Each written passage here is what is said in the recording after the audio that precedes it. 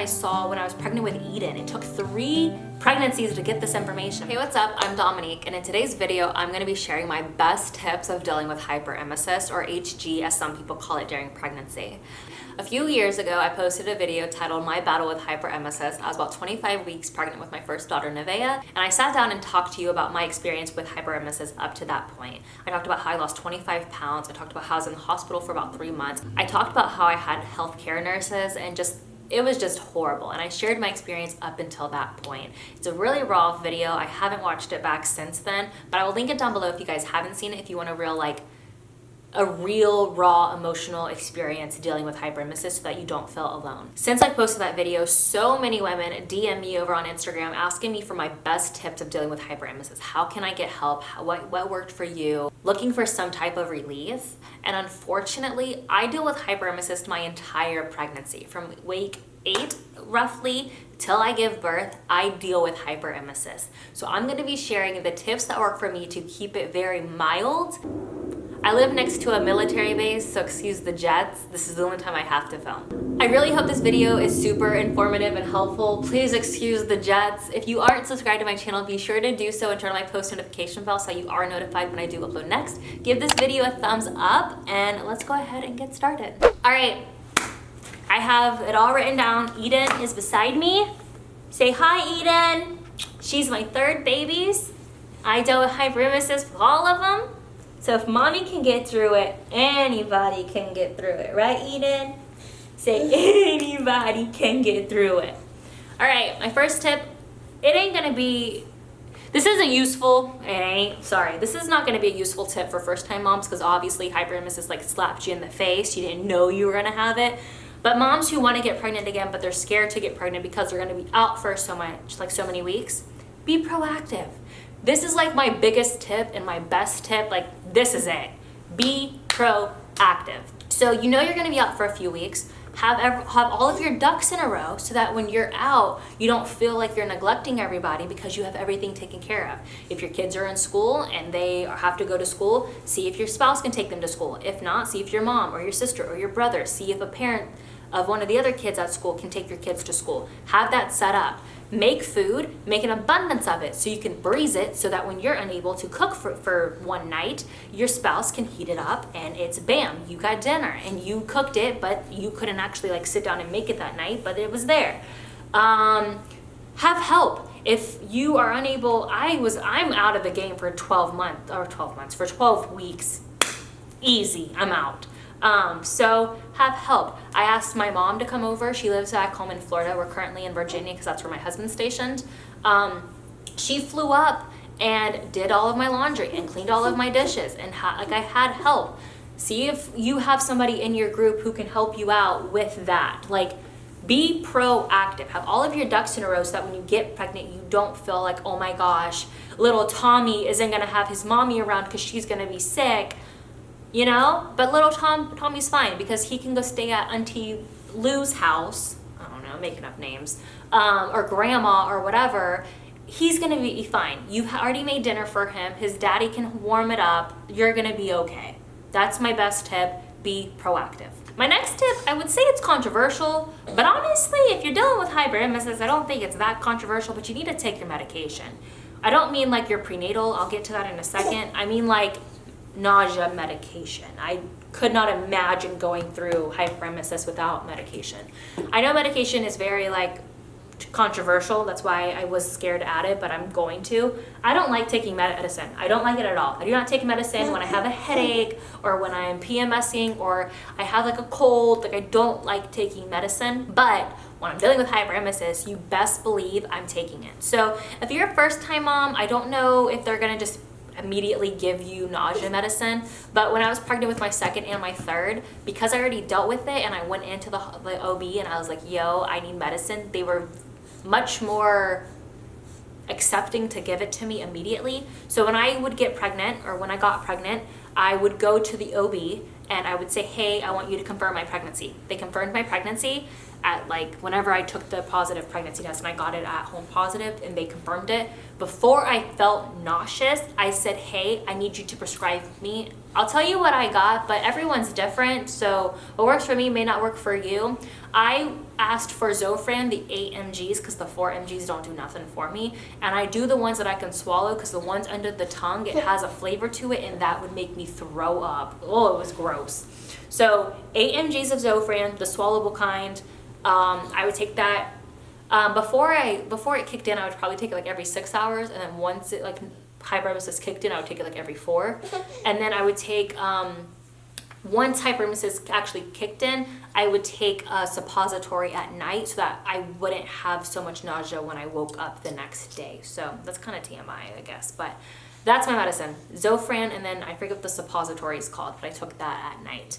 And I would start taking Zofran the moment I found out I was pregnant, just so that I didn't have like, I don't know, I just didn't want to get slapped in the face with hyperemesis because it sucks. Sorry if she's being really wiggly and it's bothering you. Next tip is about prenatals. Take your prenatal at night. So I'm not gonna be a liar. I did not take prenatals with any of my kids. I tried to, like I really did, but no matter what time of day I took it, let me finish my thought. No matter what time of day I took it, I would get sick. Prenatals, whatever's in it makes you sick. Like it makes you throw up. I don't know if you've ever realized that, but some women don't deal with that, but a lot of women do. After they take their prenatal, they feel nauseous. So then their doctor will be like, oh, eat something with it or whatever. So those are my tips. Try to taking it in the morning if that's when you want to. Have something very light. I'll get to that in a second. And take it. But if not, try taking it at night. I would recommend you taking your prenatal if you can. But no matter what I did, I could not keep it down. And honestly, if I'm going to choose throwing up over taking my prenatal, I'm going to choose just not taking my prenatal. But my doctors were okay with that. My baby was looking healthy. They were not nervous. My other 2 turned out fine. Talk to your doctor, but that's my biggest tip. Take your prenatal at night, and if you can't, then just don't force yourself to take it, because why would you just force yourself to throw up? It doesn't make sense to me. My next 3 tips kind of go together, so I'm just gonna go down the list. My first tip is to eat lemon. So cut up a lemon and eat that.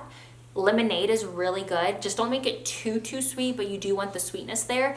A doctor that I saw when I was pregnant with Eden, it took 3 pregnancies to get this information. He said his son was diabetic, and he said that hyperemesis women are very similar to diabetic people, because diabetics, their blood sugar drops really low, and that's what happens with pregnant women. With hyperemesis pregnant women, our blood sugar drops really low, and that's what's causing all the throwing up. So you need to drink sugary things, just don't make it too sugary. So lemonade's really good because lemon helps with nausea, or even Gatorade, but don't drink the red ones. Do not drink the red Gatorades, but Gatorade's really good.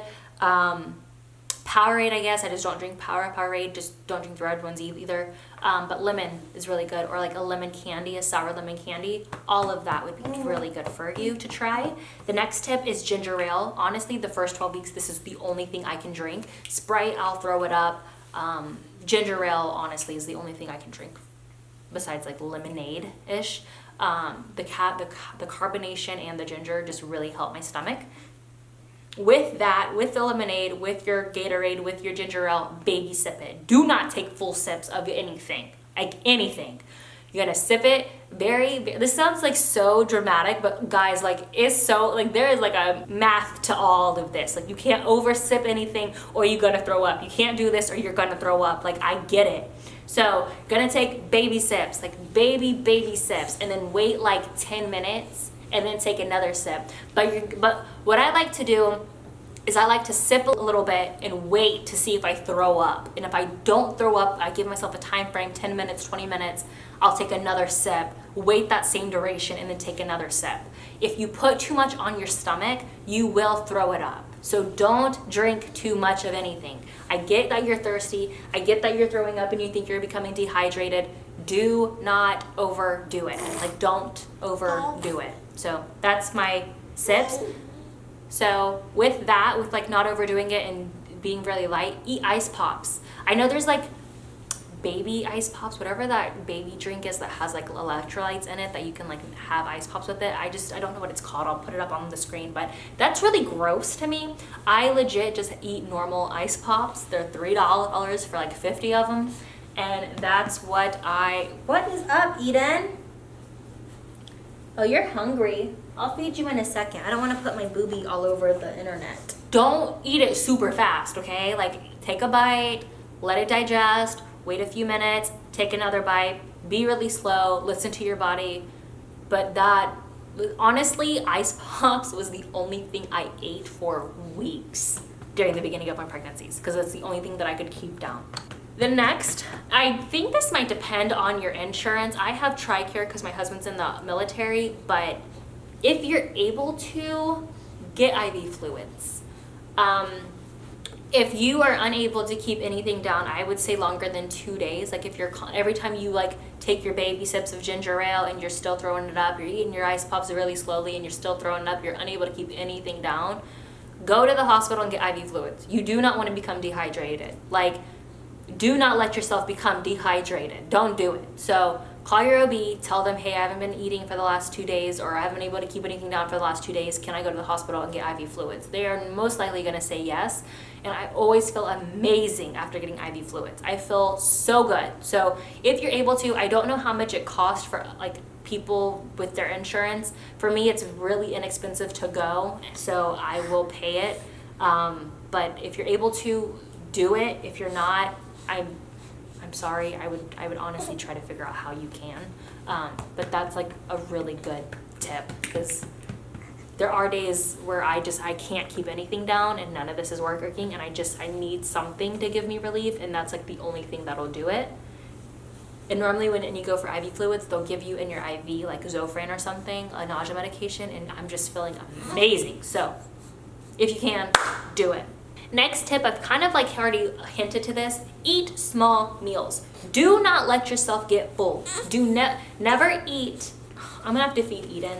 Eat small meals. Guys, do not let yourself get full. Just like I said, do not overdrink, do not overeat. And then eating, listen to your body. Like they say to follow the Bratz diet, but bananas during pregnancy make me throw up. Like that is like the most nastiest thing during pregnancy. I do not want a banana, so I'm not gonna eat a banana. But they also say don't eat hot sauce, but that's all I want is hot sauce. Like flaming hot Cheetos or hot sauce on my rice or something. So I was able to keep it down, I would eat it.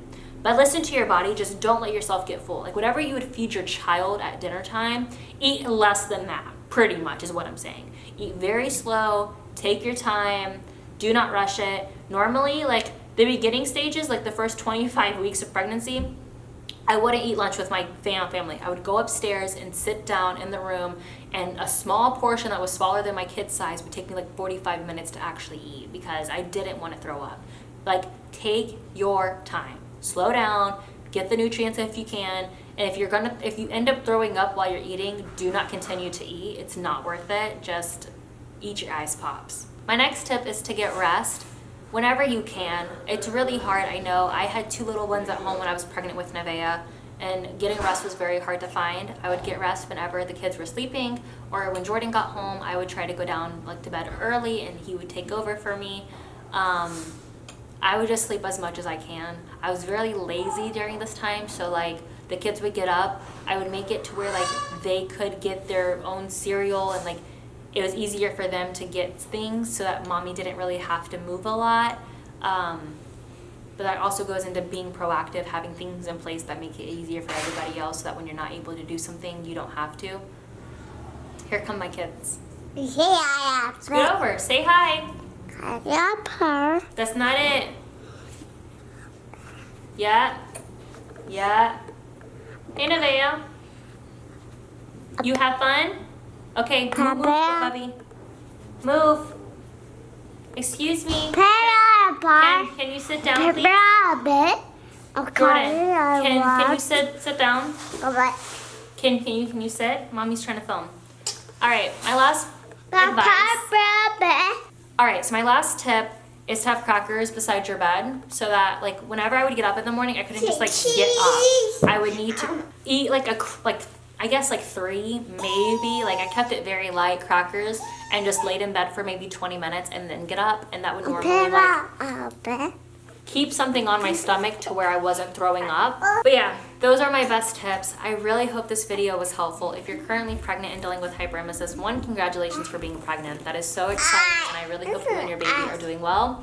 And if you're dealing with hyperemesis, girl, I understand. Like, I get it. If you want to leave your story down below, if what I listed did not help you, but something else did, leave that in the comments. Help another mama out. Hyperemesis is something that not a lot of women deal with, and you really feel alone when you're going through it because not a lot of people can relate. So this community on YouTube is so small.